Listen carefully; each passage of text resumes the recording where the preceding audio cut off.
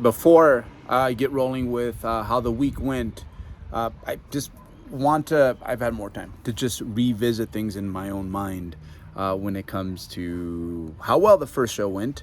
But I can really only explain this by making this kind of drawn out and taking you back to two instances where, the same sort of mindset where my own, I guess, like code of ethics.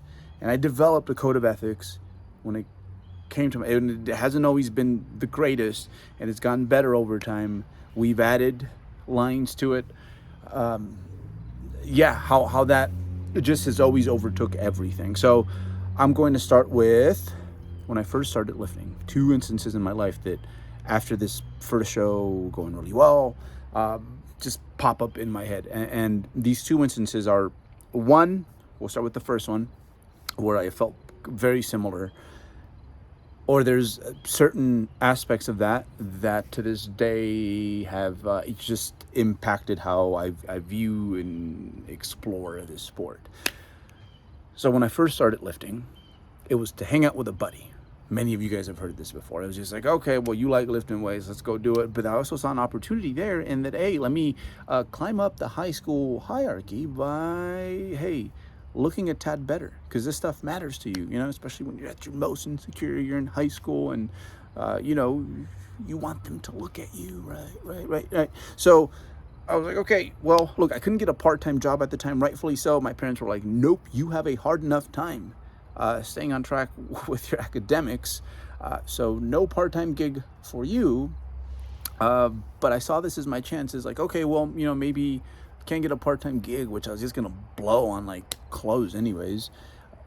Let me look really good regardless of what I wear. And that's what I did. So I got to work that summer, and again, like, part of it, like, the initial reason I wanted to do this was to be accepted, to be liked, right?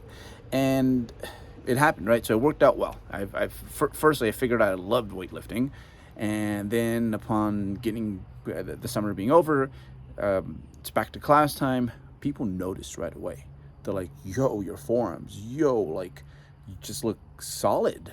I remember having, like, many times over, like, a group of girls, like, around me, and like, I'm lifting up my shirt, and I don't know whose hand it is, and it feels good, man, when you're like, when stuff wasn't like that last year, and it feels good to be like, okay, like, I think I've climbed up a few ranks. But very soon after, what ended up happening was that, okay, I might have done it initially to get acceptance from my peers. It started to create conflict with my friends, with my peers, because sometimes I didn't want to hang out with them. Because I didn't want to go miss a scheduled training session. So it started getting to the point where it was actually, in some instances, knocking me down a few ranks, because it's like, oh, bro, come on, like, let's go get some homeless dudes to buy us some alcohol. Let's go smoke a little, that sort of stuff, right? But no, I wanted to go lift weights. So I started to be looked at as like something obsessive. It was getting to the point that was like not healthy, not as cool anymore. But I didn't care, because I thought this was the best thing for me. I thought I was figuring myself out through the lifting. And the one thing I did acknowledge at the time is that, like, I really don't give a fuck what people think about me as much because of bodybuilding. Like, I don't need anyone to be there and tell me, like, thumbs up, dude, you're looking good. I just genuinely enjoyed training, getting better, watching my little workout routines that I was creating at the time, like, manifest into something good. So good, fantastic. We did well there. The second time where I felt similar to last weekend now was when I won my first show. This was my second season, won my first show. I was on the verge of cracking the sort of conditioning that I was looking for. But nevertheless, that day I was good enough to win. But as good as I hadn't won anything. All right. I hadn't won anything. We'll work with that. Anything athletically in a while. That felt amazing. It was great to do so with the support of my family and friends, which up until this point they hadn't fully understood. Like, what is this bodybuilding thing you're doing? But they got to see this abstract concept really show up on that stage. They were very happy for me, and I was very happy that they finally understood that part of me more than anything else. The trophy was nice. It was a really cool trophy. It was a battle axe, but I couldn't wait to get back to improving and going, taking my physique to places I thought I could. So similar to last weekend, where it's like, okay, the accolades, the hey, getting the thumbs up is good. It's a nice little bonus, but at the end of the day, it's you know, especially when you've been on this like track for a long time. You know, you're the same old person. Hopefully, you know, you've improved things about yourself over time, but you know, you're prone to the same mistakes, namely. And more than anything with this prep, I wanted to have a PR when it comes to be like me not getting in my own way. And prior to the show, I had already kind of arrived there, but that was like the last thing. It's like, okay, let me get myself on that stage with like some really freaking incredible physiques, and really confirm things, make it official. But the win, I think, like sometimes, and this goes for like any victory that I've ever had on that stage. It's like it matters more, I think, to other people than it does to me. And I don't want to come off as ungrateful, but I am the hardest judge to please. And like that dude has to give me the thumbs up before I'm like, yeah. And so again, first win was the fact that, okay, a lot of the things I wanted to work on and do better at this prep, we've done. And then that was kind of the end result of doing all those little things. Doesn't always work out that way, but this day it did. So yeah, if anything, the best part about winning was the title's really cool, and that show has a lot of history, but also the fact that people were so, maybe people who also don't fully understand how it is that I go about this sport, they were so happy for me, because I think there was, and don't get me wrong, like doing well on stage matters to me, but I do think the perceived value that people think I have on the stage's end result is a little different from what it actually is. Not that I don't value it again, but again, it starts like with me and how I act and how I behave. Because realistically, that's how I am going to be able to get the most out of this sport, is by simply, having it help me generate a mission statement, a code of ethics, just like we have here at 3D Muscle Journey. Check it out. Like, we're pretty proud of that. But it's helped me over time, like, develop my life's mission statement. Bodybuilding has. And every year, like, it does this for me, regardless of what happens. Like, did I improve as much as I thought? Did I regress? Like, that sort of stuff. Regardless, it has always added a few things to be adjusted, tweaked, or added on. So we're on the right track.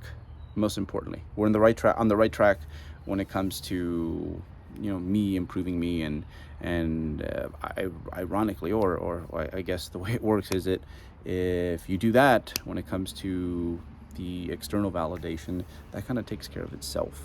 It maximizes itself on its own, because, you know, at the end, man, we are our own greatest obstacle. We are, and I'm slowly figuring that out, and hopefully this helps you guys figure out the stuff that you guys have to work around. Everyone's a little different when it comes to what they're, you know, prone to doing, to like self-sabotage. So yeah, that's how I feel. That's how I'm doing.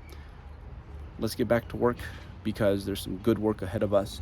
Here comes the hardest part. This is the part that is the most telling. Are you really who you like think you are? So not just the physique gets transparent, but also like you become very transparent to yourself. I'm excited to see what I learn about myself.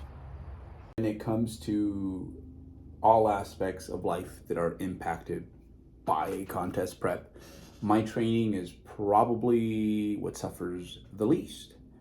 I mean, look, I'm not like just letting the other things in like life, like whatever, I'll deal with you later. But I think it's simply because, and you know what, I'm going to relate this and connect this to the attention crisis that I put the tinfoil hat on me, man. I think it's a real thing. But yeah, look, it's not the same as when I'm not prepping, when I'm in my off season. Obvious reasons. I'm chronically underfed, less body fat than my body would prefer. Nevertheless, like for the most part, I'm in control. I'm in the zone here. Um, it's relatively very close to the same, very close to like what takes place in the off season. Now, this is not the same when it comes to, say, like my workflow, when it comes to keeping other aspects of my life organized, relationships. Look, I try really hard and I've improved upon those things, but nevertheless, they take a hit. Um, I'm doing my best. Again, I'm doing my best. And with the training, it just seems that I don't have to try as hard to keep up with it. Probably, yes, because there's incentive to train hard so that I can look the way I want to by the end of this. But, I think a lot of this has to do with just the fact that I've been doing this specific thing for so long. So when it comes to like other states of like flow, is what it's often referred to, being in the zone, it takes me a while. Like if I'm going to sit down and write a program, I might need like 10 minutes to like have my feet like well planted in that. When it comes to like, all right, let's break away from work and let's simply let's have time with the dogs, time with Cynthia, meeting up with a friend. Like there's some transitional moments there when I try to get into that zone. But when it comes to this, it's very second nature, which again is just simply because I've been doing it for a long time, been prioritizing it for a long time. And it's kind of led me to believe that, I can, the same way I'm able to not just get into like a trance when I'm training, but like I can come out of it, come back in, come out of it, come back in. That's something that I want to get better at when it comes to everything else. So, training is, yes, it's training, but like it trains you in that it sometimes it sets examples for like, especially if you do it long enough, it just brings up the point that you're very, very trainable. Because again, this is like cake. Like this is cake. I was bullshitting right before all these sets, which were like some of my best pendulum sets in the last few weeks. And again, I can be tired. I can be feeling whichever way I am. But yeah, like once we get going, we get going. And the same thing goes when it comes to other aspects in life, things that I want to just show up more. And again, they're trailing behind my training because I've been doing it for a long time, but then also there's been this incentive behind my training that I need to get really, really good at this so that I can get at that training so that I can, be as good of a bodybuilder as I hope to be, because I'm still trying to improve here, guys. So yeah, that has been the one thing I've realized, that like, wow, like when it comes to training, like the diet fatigue seems to disappear. Regardless of how you're feeling, it just triggers like those focus, segments of your mind to like really get locked in, and there's no reason why you can't do that as well when it comes to other things. So yeah, we are getting to the point where prep is hitting pretty hard. We're definitely, there's YouTube shredded, and then there's like shredded. Like I think I am falsely accused way too frequently of being like the leanest, like natural bodybuilder out there. With the furthest thing from the case, man. There's some guys out there that, my God, they take it too far, in a good way, and that's where I want to go. I want to have my own version of that. And because of that, these next few weeks are going to be rocky, but also I've made a deal with myself that I want to really enjoy it, because I don't get to do it all the time. And in a sick, twisted way, when like this is all over, like you always kind of revert back to these things. Like these are the moments that you, oddly enough, like you miss the most. Is like the hardest parts. You know, there's you're often not on that stage. Sometimes you are, but usually you're not. It's like you making it happen when it comes to your training, when it comes to like, you know, eating what you're supposed to eat and the quantities that you're supposed to eat them, things like that. Yeah, like they're fun segments to visit, and I'm reminding myself of that, and I think it's going to allow me to really push through. So yeah, the next few weeks are dedicated to just getting that extra layer off. I think it's going to be about a 2 pound job, so I might be still a smidge under 160, which is way better than last prep. I think last prep, lowest weight I touched was like, I think 156 or 155. I don't think I'm gonna have to go that low. There hasn't been a whole lot of changes. There has not been a whole lot of changes. It's been, the only thing I changed was kind of benign. Like honestly, it was just to kind of play with that. I need to do something. Part of my brain, like let's be proactive. So I just added 10 minutes to each of my 3 cardio sessions. So now instead of 20, they are 30, but food is staying the same.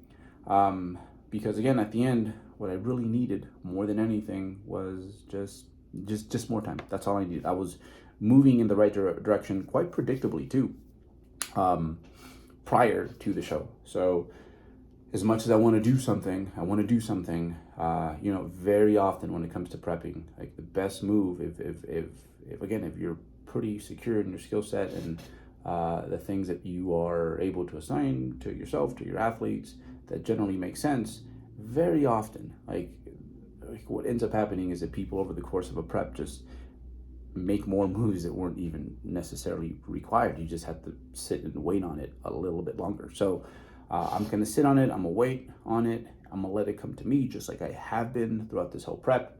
And yeah, here's like how I know it's working. It's just getting a little harder every single week.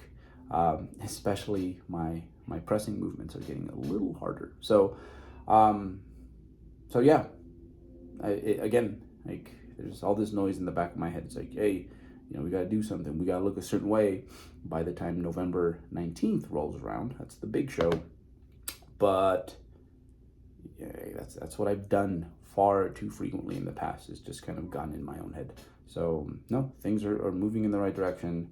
It's like literally like stay, very popular phrase now, stay in the pocket. And where I've always derived that frame, by the way, NFL, football, sort of thing here. I don't think it is that way for most people. It's just that, hey, sometimes like you're the quarterback, you like, there's all these large men roaming around you, too close for comfort. And, you know, instead of waiting there and getting it out, like when the big reward to throw across the field is available, like you just run. And often it doesn't yield as much as like a throw. Nothing is faster than the ball at the end, right? So that's what it feels like. I feel like I have all these forces around me that like want to get me to scamper, but I'm not going to do that. I'm going to sit here and kind of let it come to me. So yeah, the flatness is really disgusting, as you guys saw in the opening video. But yeah, I'm on my second like high day. I have one more tomorrow, and then it's back to digging, and that clears up right away. But nevertheless, you do get looks over the course of the week where you're like, damn, like, did I lose muscle? No. And usually performance, once I get rolling, kind of confirms that it's like, no, you didn't lose muscle. Your body's just running out of places to pull like energy from. So yeah, it's about to get really hard. I want to keep sharing this with you guys. And here we are again. Second show, what is it, 4 weeks out now? Yeah. Thank you so much for tuning in, guys. See y'all next week.